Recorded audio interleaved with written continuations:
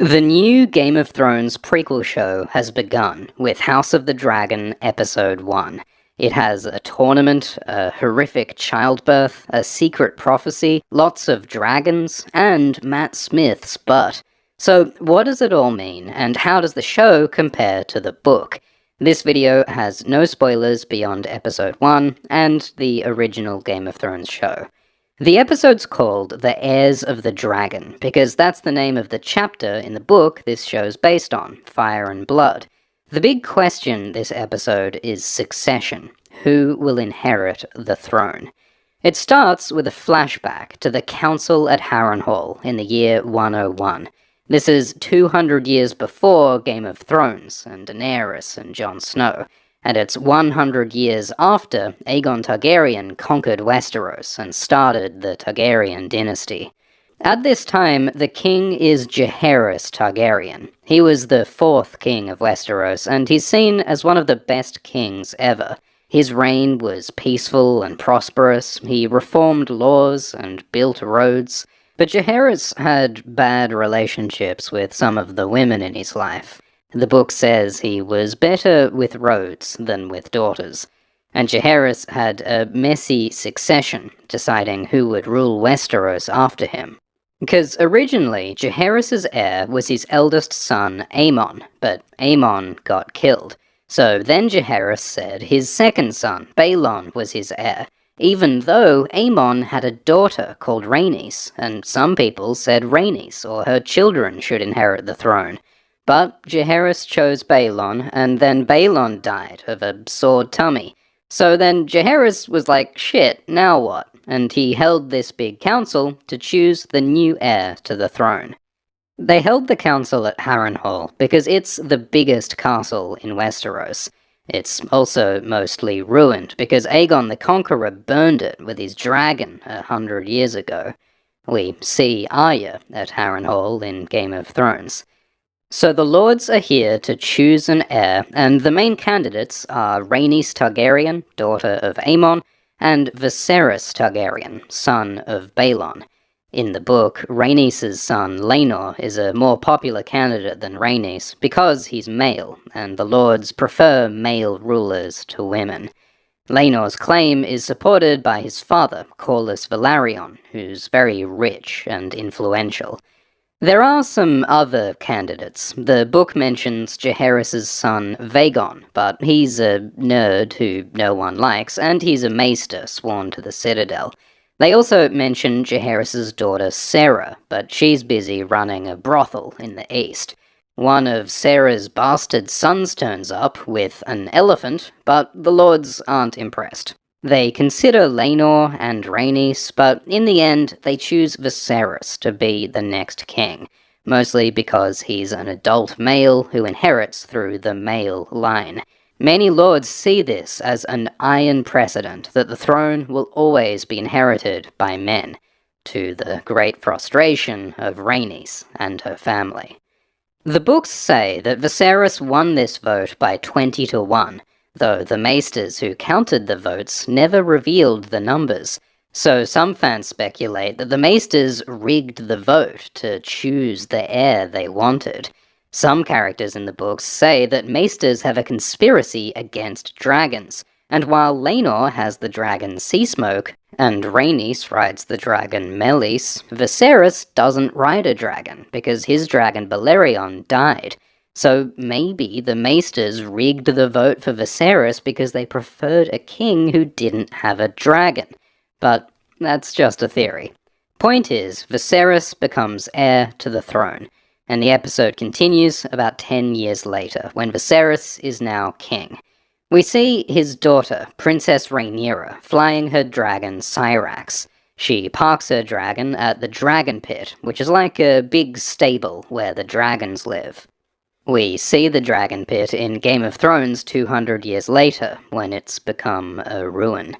The Dragon Pit is guarded by the Dragon Keepers. The books describe them as proud warriors in gleaming scaled armor, but in Hot D, they're a monk-like order in grimy robes. Maybe scooping dragon poop is part of their job.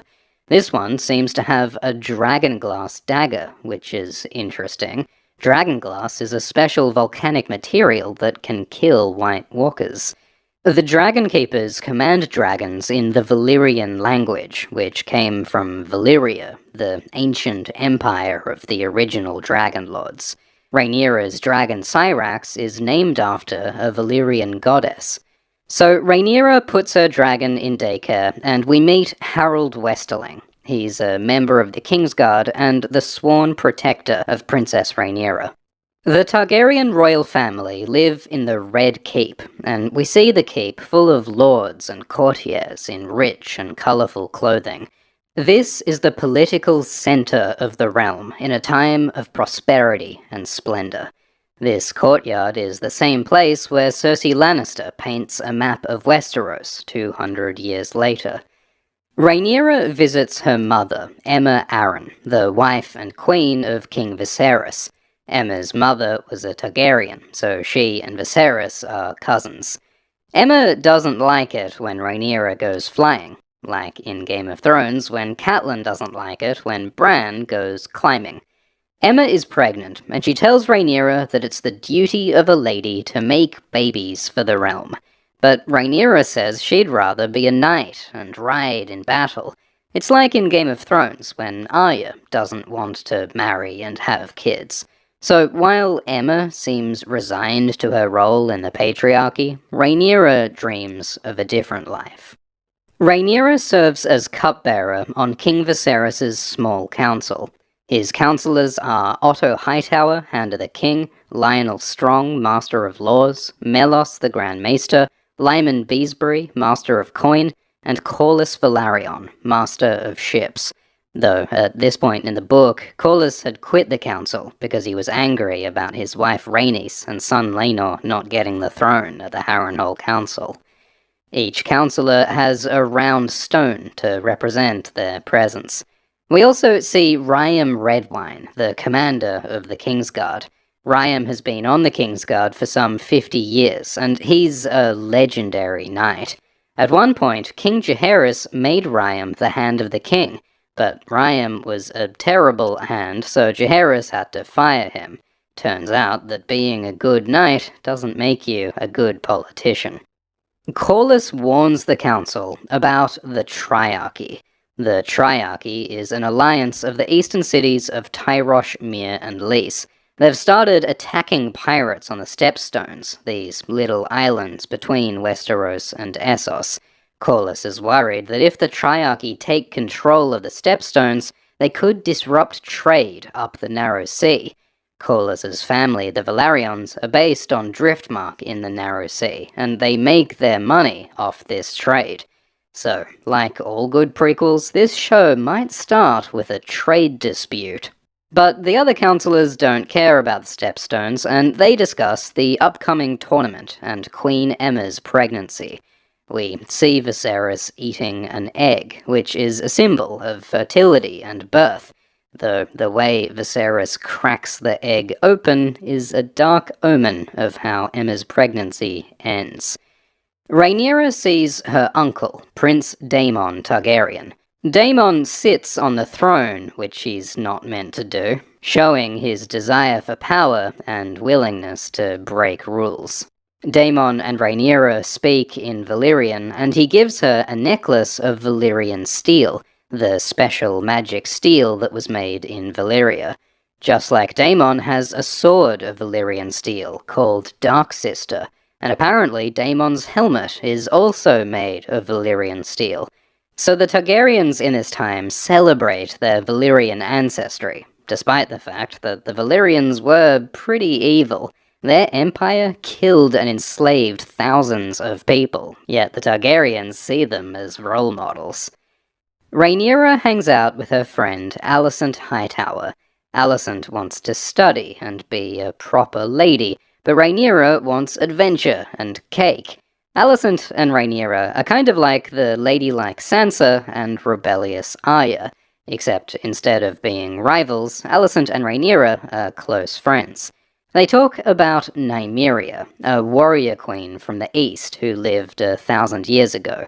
Nymeria led her people on a great migration and found a new homeland in Dorne. Nymeria left a legacy in Dawn of female power and equality. HBO has worked on a potential spin-off show about Nymeria. And despite Rhaenyra's rebellious attitude, she does know all about Nymeria, showing that she's smart and that she's aware of a great female leader, which again is like Arya. Arya named her Direwolf after Nymeria. We see that the Red Keep has a weirwood tree. Weirwoods, with their red leaves and carved faces, are the sacred trees of the old gods, the magic power that Bran connects to in Game of Thrones. In the books, there is no weirwood in the Red Keep. Most weirwoods were destroyed in the south when the new religion of the Seven took over. So this is an interesting change. Will the magic of the old gods have a role in this story? King Viserys has cuts on his body that he got from sitting the Iron Throne. The throne is made of sharp swords, making it impossible to sit on comfortably, and Aegon the Conqueror made it that way deliberately. This dangerous throne symbolizes that kings must use power carefully and wisely, or else their power will destroy them. When a king is cut by the Iron Throne, that hints that the king isn't handling power well. The Mad King Aerys II, the father of Daenerys, cuts himself on the throne so often that he's called King Scab. King Maegor the Cruel died on the throne, and some say he was killed by the throne, as though the throne rejects unworthy kings. So, it's very ominous that the throne cuts Viserys, and that the wound is not healing. Viserys visits his pregnant wife, Aemma.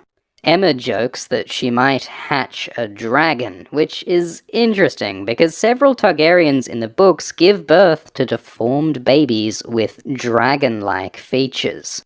Daenerys gives birth to a stillborn that is scaled like a lizard with leathery wings. The reason for this might be that the Targaryens have the blood of the dragon. Their Valyrian ancestors claimed that they were literally descended from dragons, like with dragon DNA, which is probably what allows them to control dragons. Aemma is having a bad time with her pregnancy. She's already had multiple stillbirths and miscarriages. The book says that Aemma and Viserys first had sex when she was just 13, and some maesters say that she got pregnant too young, and this damaged her health. But Viserys keeps wanting more kids because he wants a son to inherit his throne. Viserys is convinced that their unborn child is male because he had a dream of a son, and Targaryens do have prophetic dreams of the future. The whole political stability of Westeros depends on queens producing male heirs, so Aemma is reluctantly dragged along with her husband's dream, though she says that she can't do this again. Viserys' brother Daemon is the commander of the Goldcloaks, the city watch of King's Landing, and he leads a brutal, violent crackdown on alleged criminals in the city. We see Daemon personally kill a murderer with Darksister. The book says that Daemon delights in mutilating criminals, cutting off hands and noses and cocks. So this is not just about law enforcement, this is about Daemon enjoying violence, spreading fear, and asserting his power. The Goldcloaks are like his personal loyal army, 2,000 strong, in the heart of the realm. Otto Hightower is angry about this bloodbath. He wants to reduce Daemon's power and to prevent him getting the throne. Daemon responds like a smirking, sulky teenager who's acting out for attention. He misbehaves because he wants his brother Viserys to notice him and accept him. Daemon has sex with his lover Mysaria, but Daemon can't climax. He feels unsatisfied, with pent-up feelings that he can't seem to let out. It's like the only ways Daemon knows how to feel better is through sex and violence, and if that doesn't work for him, what will? Mysaria suggests that Daemon have sex with a silver-haired maiden. which is interesting because Daemon's niece Rhaenyra is a silver-haired maiden, who he seemed pretty close to earlier. Daemon is stressed because if Aemma gives birth to a son, that son will replace Daemon as heir to the throne. Viserys holds a big tournament to celebrate the coming birth of his child. There's jousting and fighting, and there's politics. Lord Boromund Baratheon competes. He's an ancestor of Robert, Stannis, and Renly Baratheon. Boromund is also the uncle of Rhaenys Targaryen, and at the Harrenhal Council he supported Rhaenys and Laenor in their claim for the throne. So now, Boromund calls Rhaenys the Queen Who Never Was. It is a little treasonous to publicly undermine King Viserys by bringing up Rhaenys' claim, but Viserys is chill, and he allows the light treason. Prince Daemon joins the tourney, and he chooses to joust against Gwayne Hightower, the son of Otto Hightower, specifically to piss off Otto. He also requests the favour of Otto's daughter Alicent, so Daemon really is a master of annoying Otto. Some of the knights start killing each other on the tourney grounds, which you're not meant to do, but it does happen, like in Game of Thrones when the Mountain attacks Loras and the Hound. Rhaenys says these knights are green as summer grass. They're young and dumb and full of cum, and have never experienced real war or hard times. It's similar to a bit in the books when Catelyn says that winter is coming for the Knights of Summer. This is about loss of innocence, disillusionment, the inevitable end of all good times. The surprise favourite of the tournament is Criston Cole. Criston isn't from some rich and famous family. He's the son of a steward, and in Hot D, he's Dornish, which is unusual, because in this time period, Dorne has not yet been conquered by the Targaryens. It's still an independent kingdom with its own laws and culture. So Criston is an outsider and an underdog, and he has a lot to gain by proving himself with his fighting skills. Criston defeats the famous Prince Daemon in jousting and combat, partly by attacking Daemon while he wasn't looking. Though, to be fair, Daemon also played dirty by tripping Gwayne Hightower's horse with his lance. Everyone's breaking the rules here. But Criston wins, and he clearly makes an impression on Rhaenyra and Alicent. Meanwhile, Aemma's childbirth goes wrong.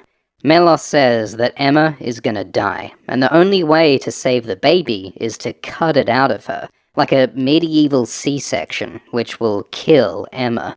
Viserys is horrified, but he wants his male heir, so he agrees to cut his wife open to save his child.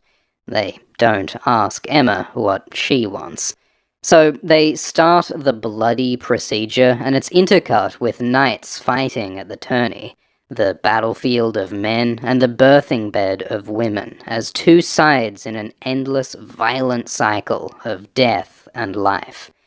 Aemma dies, and Viserys gets his baby son and names him Balon, but then Balon dies too, from birth complications maybe. So at the funeral, the baby Balon is cremated along with Queen Aemma. In the books, Aemma just dies in childbirth. It doesn't mention a C-section. But that does happen to a different character in the book, Alyssa Velaryon. Alyssa was the mother of King Jaehaerys and of Boromund Baratheon by her second husband, Rhaegar. Rhaegar kept getting Alyssa pregnant, even though she was too old and it was dangerous for her. Her next childbirth went bad, and like Viserys, Rhaegar chose to cut his wife open to save the baby, because he wanted a son.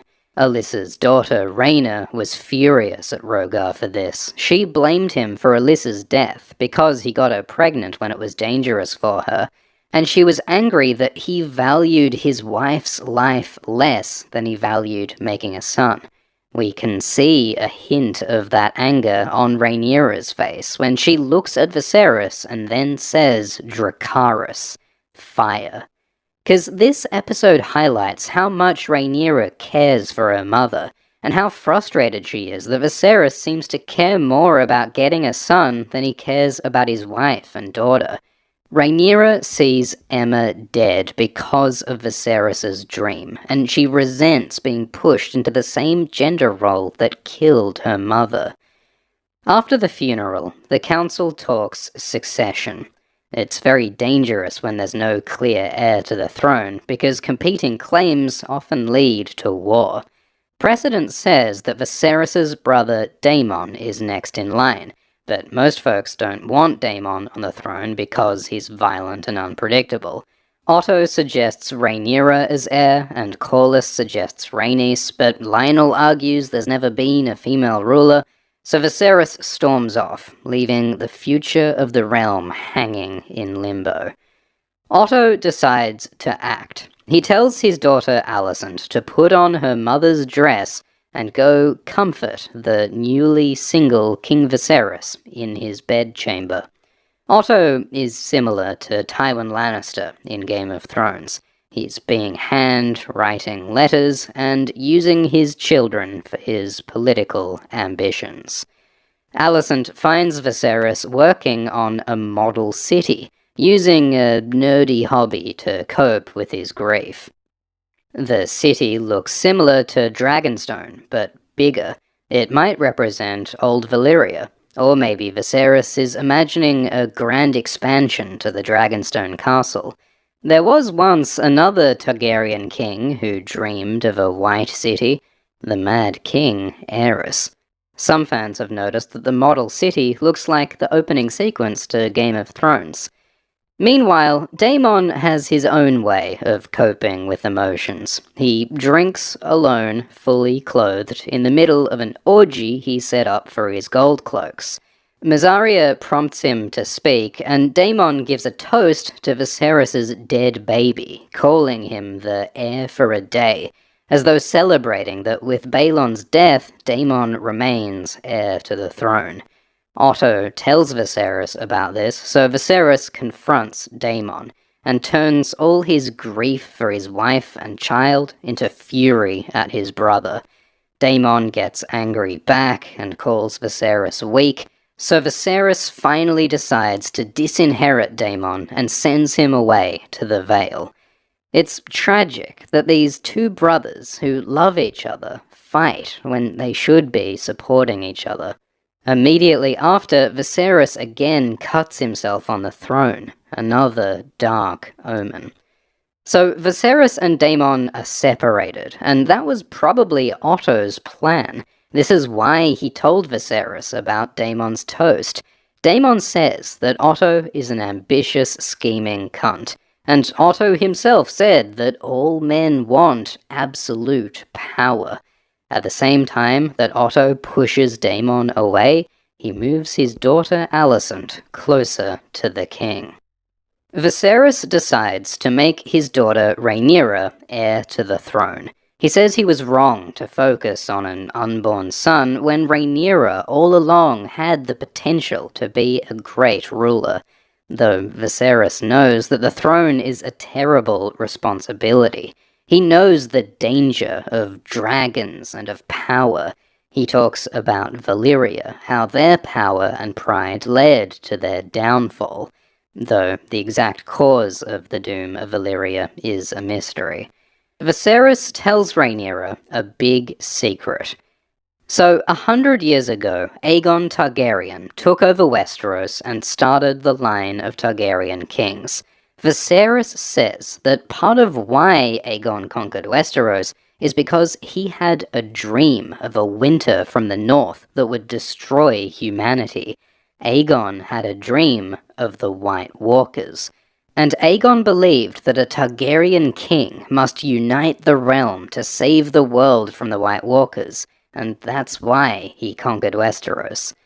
This dream of Aegon's isn't in the books, but it was author George Martin's idea to add this to the show, and in the books there are other Targaryens who know about a prophecy to save the world.